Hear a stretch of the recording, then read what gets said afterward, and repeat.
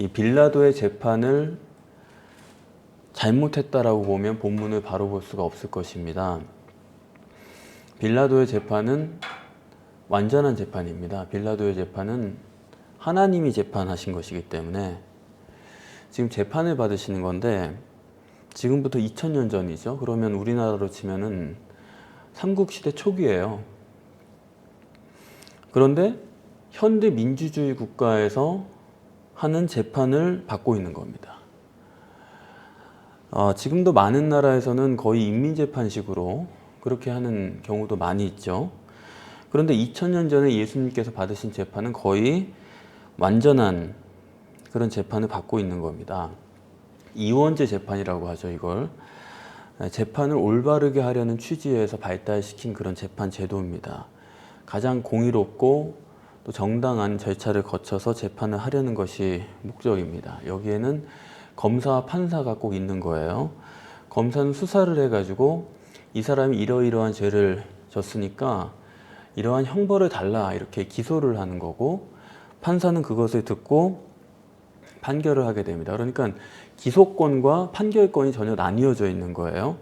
지금 본문에서도 대제사장이 검사인데 여기도 기소권만 있지 판결은 못하는 겁니다. 수사를 해서 이런 죄에 대해서 소상이 밝히고 판사가 그것을 바탕으로 해가지고 제3자로서, 그런 이해관계가 없는 사람이죠. 그런 사람으로서 이제 판결을 하게 되는 거예요. 그러면 검사는 기소권만 있고 판결권은 없는 거고, 마찬가지로 판사도 판결권만 있지 기소권은 없는 겁니다. 검사가 기소한 범위 내에서만 내가 판결을 하는 거지, 이렇게 생각해 보다가 이거 말고도 다른 죄가 있네, 추가하면 안 되는 거죠. 딱 그 범위 내에서만 있는 거예요. 검사는 기소권, 그리고 판사는 판결권, 이렇게 있고 둘이 겹치지 않는다. 그러니까 가장 공정한 재판 제도를 발달시킨 것이고, 이 이원제 재판제는 현대 민주주의 사회에서 가장 그래도 합리적인 재판으로서 자리매김을 하고 있습니다. 그런데 이제 본문에서 이런 이원제 재판을 받으신다는 것도 상당히 놀라운 일인데, 그러니까 불의한 재판이라는 거는, 이거는 재판 제도에 대해서 생각을 안 해보면 그렇게 얘기할 수 있어요. 막연히 빌라도의 재판은 불의하다 이러는데 전혀 그런 얘기가 아니고 아주 절차상으로 현대 민주주의 국가에서의 재판 제도가 완벽합니다. 일치를 해요. 그리고 더군다나 놀라운 점은 뭐냐면 여기 빌라도가 판사라는 점이에요. 이게 더 명확해지는 게, 로마법에 의해서 지금 형벌을 주는 그런 민생사법이 아니죠. 이 로마법의 재판을 하는 게 아닙니다. 혹은 로마에 반역한 그 정치범을 재판하는 자리가 아니고, 이거는 유대인들이 가져온 유대 종교 재판이에요. 유대교인으로서 유대 종교 재판을 판결한다 그러면 그거는 자기의 어떤 가치관이 반영될 수가 있죠. 내가 생각하는 이런 기조, 이런 쪽에 종교를 가지지 않은 사람에 대해서 정죄할 수 있는 여지가 충분히 있지만은, 지금 유대인들의 종교 재판의 판사로서 빌라도라는 건 이방인 아닙니까? 아예 제3자죠. 그야말로 유대인들의 종교에 대해서 조금 더 이해관계가 없는 사람이기 때문에 이방인이 판사가 되어 있다는 것 자체가 얼마나 이게 공정한 재판인지를 알 수 있고, 하나님께서는 그렇게 세팅을 해 놓으신 것입니다. 그래서 예수님께서도 계속 시종일관 말씀하셨던 것이, 내가 이방인의 손에 팔려서 넘겨져서 재판을 당하고 죽는다라는 얘기 계속 해오셨잖아요. 그게 이 얘기입니다. 그게 뭐냐면 무슨 억울한 죽음을 당한다는 게 아니라 이방인의 손에 넘겨진다는 것은 공정한 재판을 이야기하는 것이고, 만약에 유대인 재판인데 유대인이 판사가 돼가지고 지금 판결을 한다 그러면 벌써 공정성의 문제가 있는 것이고, 놀랍게도 여기서는 이방인인 빌라도가 종교재판의 판사로 나왔다는 거, 이건 정말로 제3자에 의해서 완전히 공의로운 재판을 받을 수 있는 그런 설정이다 하는 것입니다. 그렇기 때문에 제가 볼 때는 이 재판은 완전한 구성을 갖춘 아주 완벽한 재판이라고 볼 수 있고, 그것이 예수님이 받으신 재판이에요. 생각해보면 하나님께서 창세전부터 이 재판을 기획을 하셨을 텐데, 창조전부터 메시아가 육신을 입고 이 땅에 오셔서 33년간 사시고 3년간 공생애를 하시고, 그리고 이제 육신의 삶을 종결지는 마지막 단계에서 재판이거든요. 그러면 천지의 주제이신 하나님께서 이 엄청난 사건을 마무리 짓는 과정에서 여기서 뭐 엉터리같이 불의한 사람을 공정성도 없는 사람을 데려다 놓고 엉터리 재판을 가지고 예수님이 그 재판에 의해 죽었다? 이런 식으로 하나님께서 계획하실 거라는 생각 자체가 이게 처음부터 어거지예요. 이런 식으로 하는 거는 이 예수님에 대해서 왜 이렇게 자꾸 억울한 재판을 당했다라는 식으로 자꾸 몰아가려는 의도에 대해서 우리가 조금 생각해 볼 필요는 있다고 보는데, 지금 이 시간에 할 얘기는 아니지만은, 처음부터 자꾸 빌라도의 재판이 억울한 재판이고 불의한 재판이고 이렇게 끌고 가는 것은 전혀 말이 안 되는 얘기고 하나님의 취지에 이해를 못하는 겁니다. 본 재판은 하나님께서 계획하신 완전한 재판이다. 이 점을 우리가 분명히 볼 수 있어야 되고, 그럼 이제 재판에 대해서 좀 아세요? 재판을 경험을 해보셨어요? 뭐 참관을 해보셨으면 조금 아실 수도 있는데, 이렇게 재판이 시작되면 판사가 제일 먼저 하는 게 뭐냐면 심리입니다. 법률 용어로 심리라는 건데, 그게 뭐냐면 판사는 제3자니까요. 검사는 그 전에 기소를 했기 때문에, 수사를 했기 때문에 그 사람에 대해서 잘 알아요. 또 그렇게 해야 될 의지가 있습니다. 대제사장 입장에서는 예수를 기소하고 수사하는 건 남의 일이 아니죠. 아주 밀접한 이해관계가 있기 때문에, 그래가지고 그 사람에 대해서 잘 알죠. 그러나 판사는 검사가 기소해온 내용을 가지고만 판단을 하게 되기 때문에 이해관계가 실제적으로는 없어요. 알긴 알 수도 있지만 예수에 대해서. 그러나 개인적으로 일면식이 있는 건 아니고 제3자이기 때문에 처음에 하는 게 심리라는 건 뭐냐면 피고를 확인을 하는 겁니다. 모르는 사람이니까 그 사람의 신분을 먼저 확인해야 되는 거예요. 그래서 검사가 와서 우리가 이 사람에 대해서 이러이러한 죄를 발견을 했고 이렇게 기소를 합니다. 말씀을 하면 거기에 대해서 대조를 하는 거예요. 이렇게 보면서 이름이 뭐냐, 생년월일이 뭐냐, 주소지가 뭐냐, 이렇게. 왜냐하면 엉뚱한 사람을 재판하면 안 되니까요. 저도 뭐 재판까지는 아니지만 저도 병원에서 다리 수술을 할 때 이 전날 이렇게 입원하라고 그래가지고 입원해 있으니까 간호사가 와가지고 오른쪽 다리였는데, 왼쪽 다리였나? 어느 쪽 다리인지 모르겠는데 수술을 하는데 예컨대 왼쪽 다리다. 그러면은 거기다 표시를 이렇게 긋는 거예요. 그래서 왜 긋냐 그랬더니 이거는 X표를 긋는데 여기는 수술하는 게 아니라고 표시를 하는 거래요. 그러니까 그분도 반대로 하더라고요. 근데 왼쪽 다리 수술해야 되면 오른쪽 다리 이게 아니라고 표시를 하든가 해야 되는데 이분은 이제 혼동을 한 거예요. 그러니까 한마디로 다른 쪽을 수술할 뻔한 거예요. 제가 그날 확인 안 했더라면, 그 이쪽 아니에요? 확인을 안 했더라면 하면서 죄송합니다 이거 다시 지우고 표시를 하더라고요. 그래서 이제 수술을 제대로 받았는데, 그러니까 엉뚱한 사람 놓고 재판하면 이거 완벽하게 해야 되는 거죠. 그 사람의 신분을 정확하게 하고, 잊지 말아야 될 것은 판사는 제3자다. 예수님과의 이해관계가 없는 사람이다 하는 점을 여기서 분명하게 하는 거고, 두 번째로 판사가 확인해야 될 게 뭐냐면 제목이죠. 이 사람이 어떤 문제로 여기 왔는지에 대해서 검사가 이런 제목을 냈는데 사실 여부를 그 피고 당사자에게 확인을 하는 겁니다. 그래서 예수님의 제목이 뭡니까? 오늘 본문에 따르면 유대인의 왕이다 그랬어요. 실제로 예수님께서 십자가에 달릴 때도 그 죄패에 유대인의 왕이다, 그걸 자칭이냐 타칭이냐 이걸 가지고 또 싸우지 않았습니까? 어쨌든 제목은 유대인의 왕이에요. 그래서 검사가 너를 유대인의 왕이라고 고소를 했는데 너 유대인의 왕 맞아? 그렇게 판사가 짚고 넘어가요. 죄의 확인이 있습니다. 그러니까 유대인의 왕이라는 건 뭐냐면 메시아도 아니면서 메시아를 사칭했다, 그거예요. 유대인의 왕이라는 뜻은 뭐냐면 메시아가 유대인의 왕이니까요. 거기 메시아가 그 당대의 왕이 누군지는 그건 상관없어요. 메시아가 오면 그 사람은 왕입니다. 그런 존재이기 때문에, 아니 지금 이렇게 다 질서, 사회 질서가 체계가 있고 이렇게 공의로운데 메시아도 아니면서 와가지고 메시아를 사칭해가지고 이렇게 민생을 어지럽히고, 이게 바로 이제 유대인의 왕이라고 했다라고 하는 그런 죄목이, 한마디로 민생을 어지럽힌 사람이다. 그래서 예수님에게 너 유대인의 왕 맞느냐 이렇게 확인을 하는데, 그 범죄 사실의 확인에 대해서 예수님이 아주 첫마디에 내 말이 옳도다 그랬어요. 검사가 나를 정죄하려고 기소한 그 공소 사실이 맞다, 이렇게 첫마디에 인정을 했는데, 그러면 뭐 본인이 맞다고 그러는데 거기에 대해서 무슨 할 말이 있어요? 맞다고 그러는데, 아니라고 그러면 말이 길어지지만 맞다고 그랬어요. 그러니까 예수님이 맞다고 그랬으면 거기서 끝인데, 여기 본문에 보면 참 재밌는 점이 뭐냐면 맞다고 그랬는데 왜 대제사장들과 장로들이 자꾸 증거를 들이대냐 이거예요.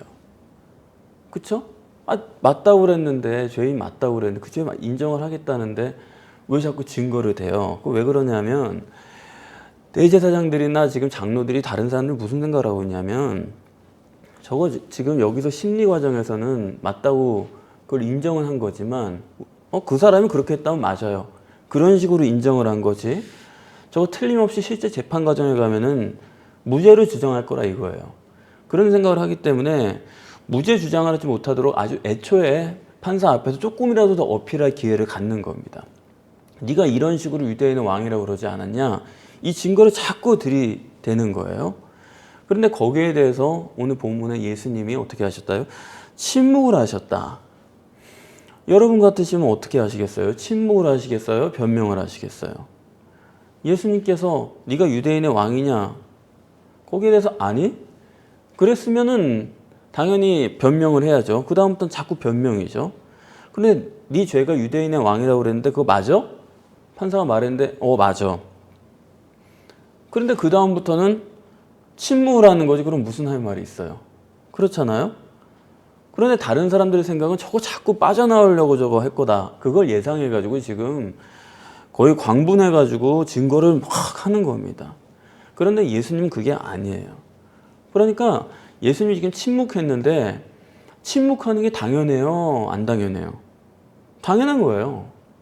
당연히 침묵하는 거지. 맞다고 그랬는데 뭐 거기에 대해서 뭐 두말할 게 뭐가 있어요. 맞다 끝냈는데. 그런데 이런 정황을 또 생각 안 하고서 이런 본문을 보면요.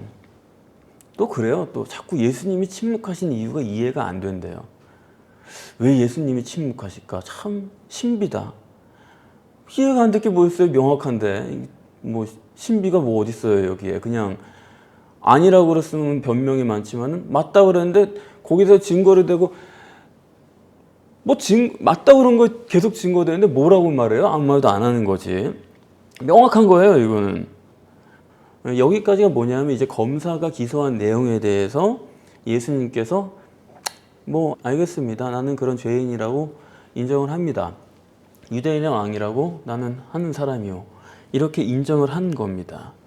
자, 그런데 이제 이 재판의 문제가 어떤 점이 있냐면 지금 이건 종교 재판이기 때문에 지금 빌라도가 판단한 것처럼 유대인들이 시기에 의해서 넘겼다라는 그런 종교 재판. 이 종교 재판이라는 건 뭐냐면 결국 로마법상으로는 이게 죄일 수가 없는 죄예요. 자기들 간의 문제지 이걸 법적으로 다룰 수 있는 문제는 아니다 이겁니다. 왜냐하면 로마법상으로는 이미 유대교를 인정을 해줬어요. 너희들끼리 종교생활을 잘해라. 거기에 대해서 우리 터치 안 할 테니까 알아서들 잘해라.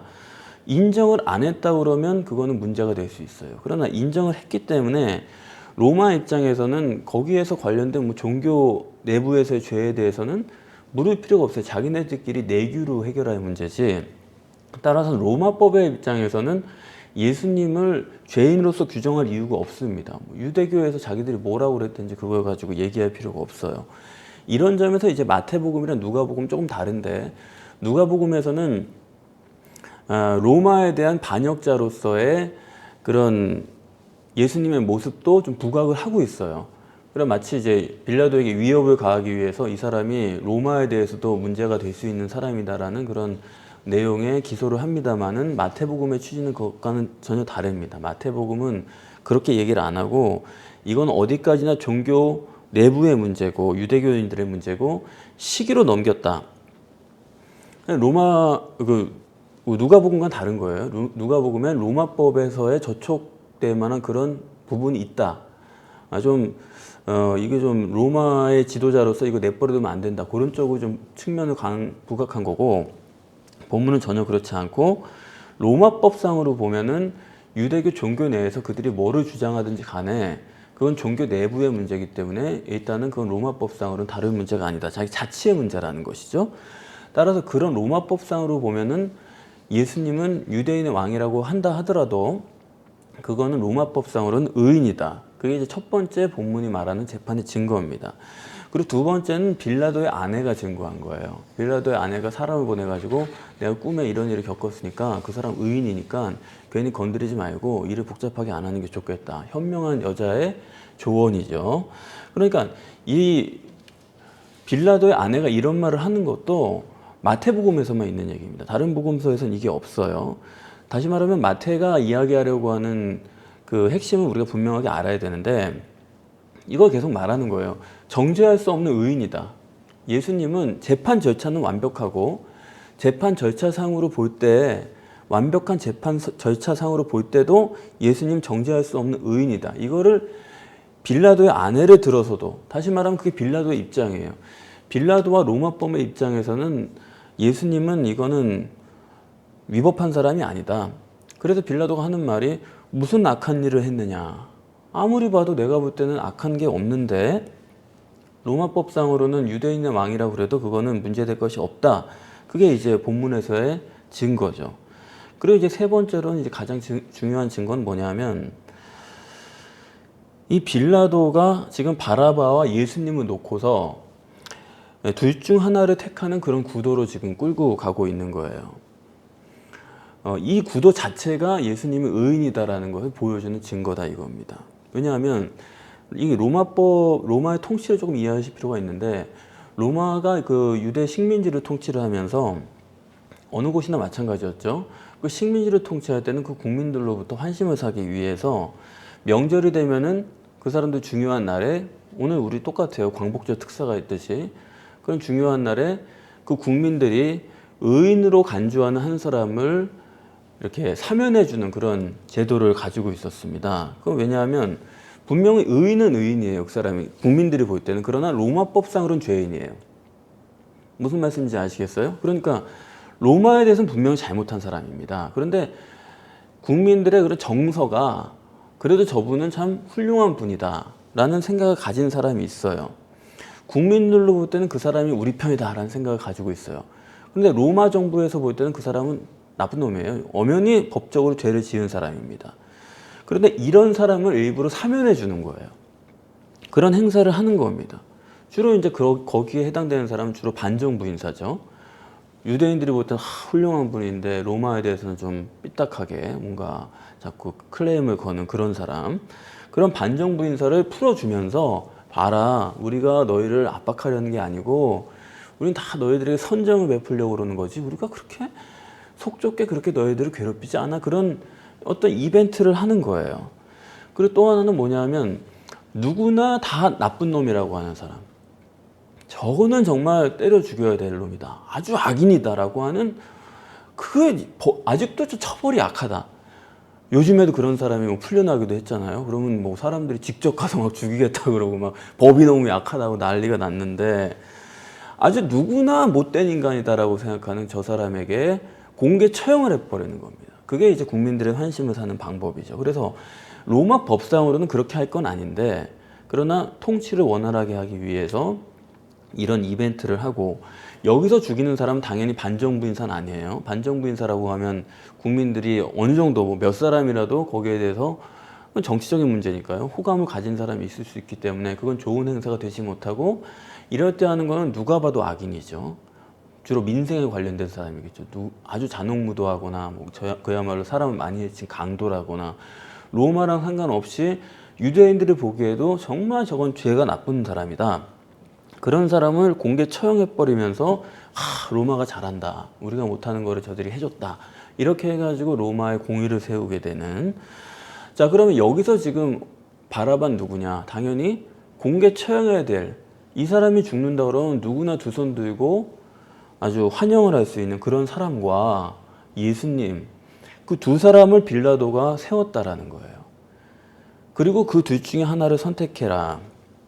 빌라도가 총독인데 적어도 예수가 그 추종자가 많다라는 거, 누가복음 12장에 따르면 뭐 수만 명이 따르는 그런 양상을 보여주는데, 아니 로마 입장에서 그렇게 추종자가 많은 사람을 왜 죽여요? 죽일 필요가 전혀 없는 거예요. 내버려 둬야지. 오히려 풀어줘야죠. 그런데 그런 사람과 누가 봐도 죽여야 될 그 바라바를 딱 놓고서 빌라도가 너에게 선택하라 했다는 건 이건 너무나 명확한 증거예요. 빌라도가 볼 때 이 사람은 의인이라는 거죠. 이것을 마태는 얘기하고 싶은 것입니다. 그래서 이 바라바와 예수님 둘 중에 한 사람을 선택하게 되면은 로마법상 뭐 이건 로마법상으로도 저촉이 안 되는 사람이고, 자기 아내도 특별한 당부를 했고, 자기가 생각해도 이거는 악한 일을 한 적이 없고, 그리고 의인으로 생각하는 사람이니까 이거 바라바랑 딱 대비시켜 놓고 보면은 이거는 당연히 이거는 무죄방면할 수밖에 없는 것이고, 다시 말하면 빌라도는 예수님을 풀어주기 위해서 가장 완전한 방법으로 바라바와 1대1 구도를 만들어 준 것입니다. 그리고 이제 유대인들이 선택하는 방향으로 인도해서 그야말로 사면권의 그런 효과도 볼 수 있는 아주 완벽하게 지혜로운 방법을 택하고 그쪽으로 끌고 간 건데, 그러면은 예수님과 바라바를 놓고 보면 누가 봐도 바라바를 선택할 수밖에 없어요. 저 사람을 죽이고 예수는 풀어주라라는 선택을 내릴 수밖에 없는 것이죠. 왜냐하면 바라바는 본문에 나타난 바와 같이 유명한 죄수예요. 유명한 가수가 아니라 유명한 죄수예요. 오죽한 사람입니까? 그런 죄인 중에 가장 괴수, 이런 아주 처벌이 아직도 미약한 이런 사람을 지금 데려다 놓고 예수님과 비교한다 그러면 그거는 천지 차이죠. 총독하면서 그 정도도 정보가 없다는 건 말이 안 되죠. 예수가 사람들로부터 얼마나 인심을 얻고 특별히 자기 나라에 헌신하는 세리들과도 관계가 좋고 이런 사람이라고 하는데, 바라봐 놓고 보면 이건 천지 차이죠. 하나님과 인간의 차이고 천국과 지옥의 차이지, 이거를 뭐 선택에 뭐 어려움을 겪을 사람은 아무도 없다고 봐야 되겠죠. 그러니까 빌라도가 자기 아내도 꿈까지 꿨다고 아주 특별히 당부를 하고 영적으로 이 자신만만한 거죠. 아, 이거는 틀림없이 예수를 놓을 수 있겠다, 이렇게 생각을 했는데, 문제는 그렇게 풀리지 않았고 일이 꼬인 것이죠. 처음에는 빌라도가 바라바와 예수를 1대1 구도로 놨는데, 지금 상황이 어떻게 전개가 됐냐면 예수님과 바라바 1대1이 아니라 예수님과 전체 백성 1대 다의 구도로 지금 변화된 거예요. 많은 사람이 몰려와 가지고, 그게 뭐 대제사장과 뭐 그 장로들과 그 사람들을 비롯해서 그들의 사주를 받은 사람들이 거기에 다수 포함되어 있겠죠. 그런 사람들이 우리는 바라바도 싫고 무조건 예수만 죽여야 되겠다, 예수다, 그거 안 하려면 우리를 저버려라, 이런 식으로 지금 1대 다의 구도로 가니까 빌라도는 바라바와 예수만 보고 시작을 했는데, 나중에는 예수가 이쪽 한켠에 있고 이쪽에 온 백성이 다 여기 모여 있는 거예요. 바라바까지 포함해 가지고. 그러니까 이게 골치가 아파진 겁니다. 빌라도는 그러면 정치인으로서 어떤 사람을 선택해야 되느냐, 이런 문제가 돼버린 거예요. 그동안은 유대인들이 선택하라고 했는데, 그래서 뭐 눈에 보이는 결과를 딱 놔줬는데, 이 사람들이 시기에 의해서, 그야말로 자기 이해관계에 의해서 뭐 자기의 공소를 한 것이 무너지는 것을 참기가 어려웠겠죠. 대제사장 입장에서는. 이렇게 준비를 해가지고 딱 내놨는데 이게 풀어줄 기회가 있다 그러니까 굉장히 자존심이 상했을 것이고, 위신의 문제가 되니까 아마 미친 듯이 달려들었겠죠.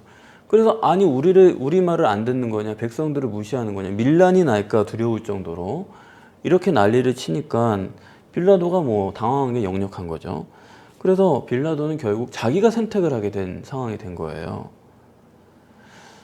그래서 지금 정치인으로서는 빌라도가 한 사람 의인을 택할 수 있는 상황이 아니고 전 국민이죠. 그야말로 바라바를 포함하는 전 국민을 선택하게 된 것입니다. 이게 본문의 문제예요. 그러면은 이게 뭐 남의 일이냐? 저나 여러분이나 빌라도의 입장에 서 보시면은 누구를 택하시겠어요? 예수를 택하시겠어요? 아니면은 온 국민을 택하시겠어요? 굉장히 고민스러운 거예요. 저도 목회하면서 그걸 항상 고민하거든요. 한 사람을 택해줘야 될 것인가?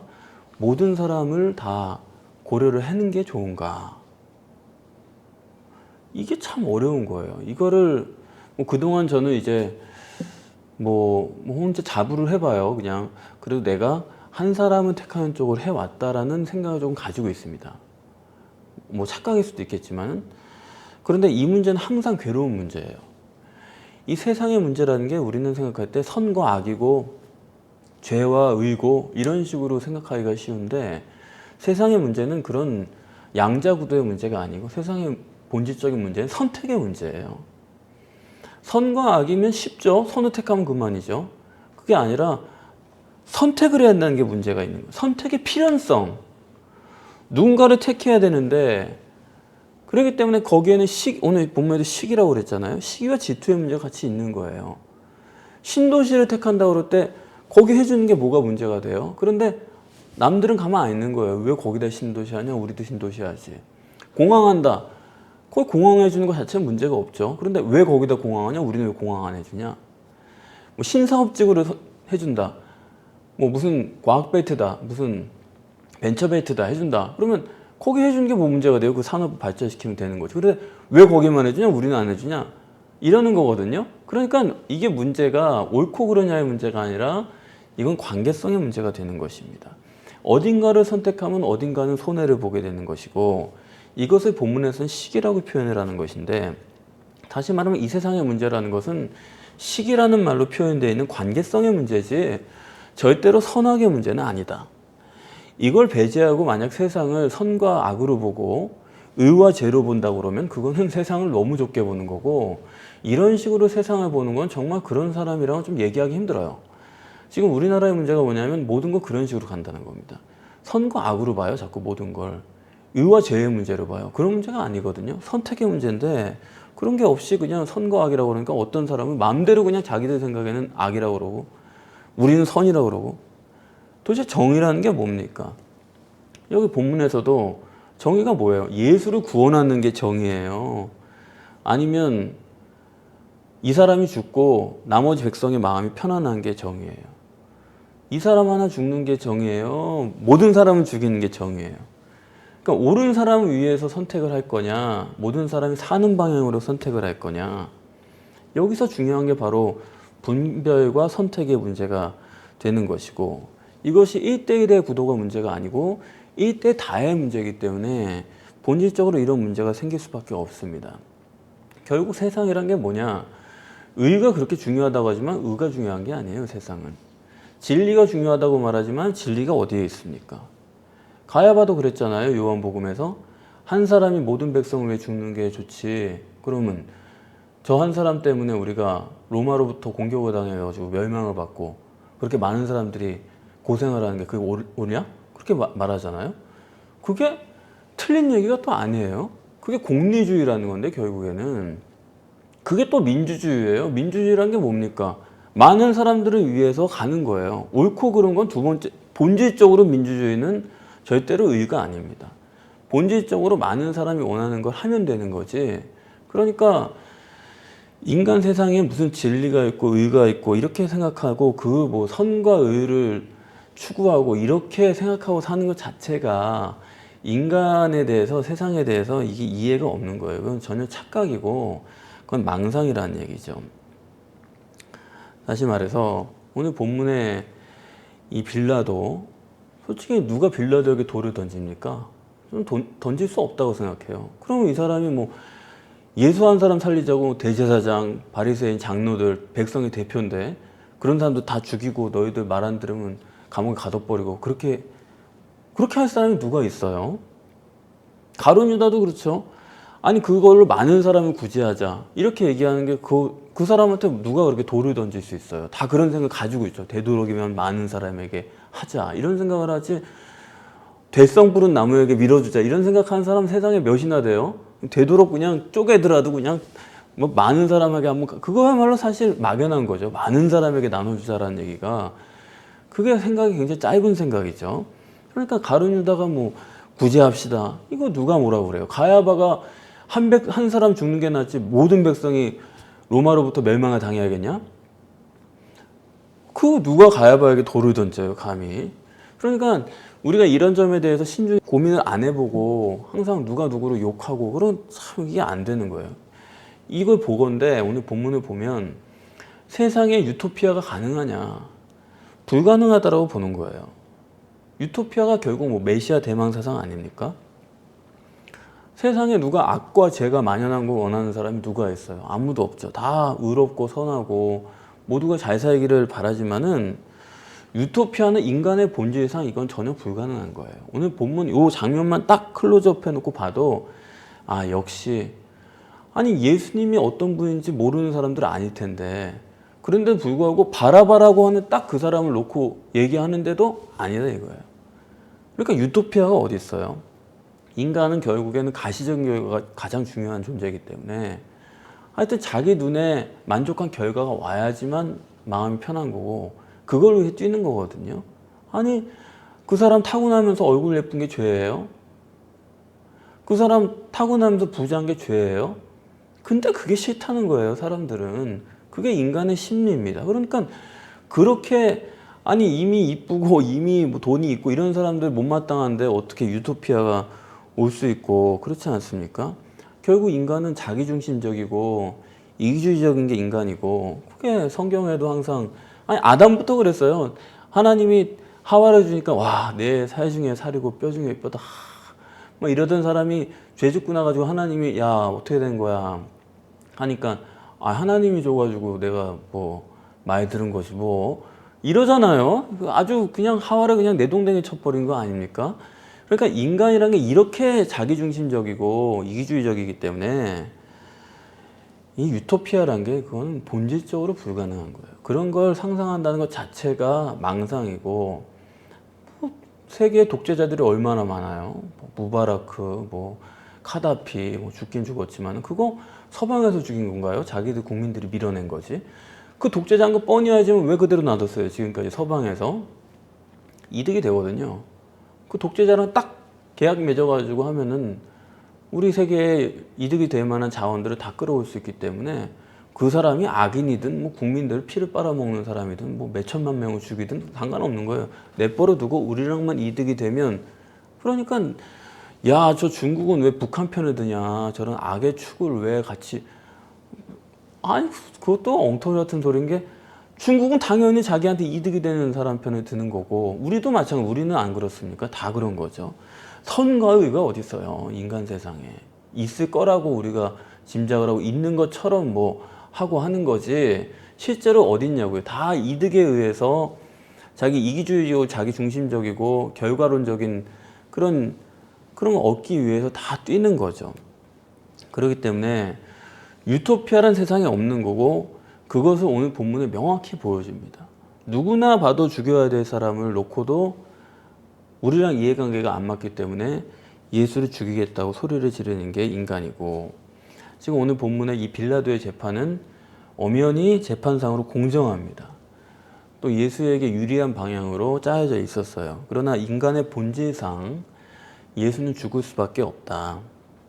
인간의 본질 자체가 불의를 추구하게 되어 있기 때문에 시기가 지배하고 있는 이 세상이라는 것은 유토피아가 될 수도 없고 그렇기 때문에 예수님이 오신 이유도 여기서 명확해지는 거예요. 될 수도 없는 유토피아를 이루기 위해서 이 땅에 오신 것이 아닙니다. 유토피아는 불가능해요. 본질상 인간을 데리고서는 안 됩니다. 그렇기 때문에 예수님이 이 땅에 오신 이유도 이 땅에서 뭘 이루기 위한 것이 아니고 인간의 영혼과 천국 구원을 위해서 오신 거죠. 그게 여기 지금 바라바를 위해 죽는 예수로 나타나는 거예요. 바라바가 누구냐? 온 인류입니다. 모든 인간은 다 여기 있는 거예요. 죄인, 그 바라바를 죄인이니까 죽일 것 같은데 아니요. 죄인을 그냥 죄인을 놔두는 거예요. 의를 버리더라도 죄대로 가는 게 인간입니다. 그런데 예수님은 결국 그 죄인을 위해서 죽는 거죠.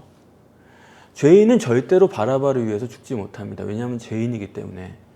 그러나 의인이기 때문에 죄인을 위해서 죽을 수가 있는 거예요. 그런 면에서 예수가 죽은 것이고 그것은 곧 이 땅을 위해서가 아니라 안 돼요. 이 땅은.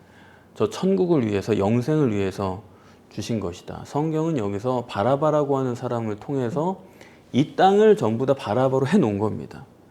그리고 그를 구원하기 위해서는 예수가 죽을 수밖에 없다. 이것을 상징적으로 보여주는 것입니다.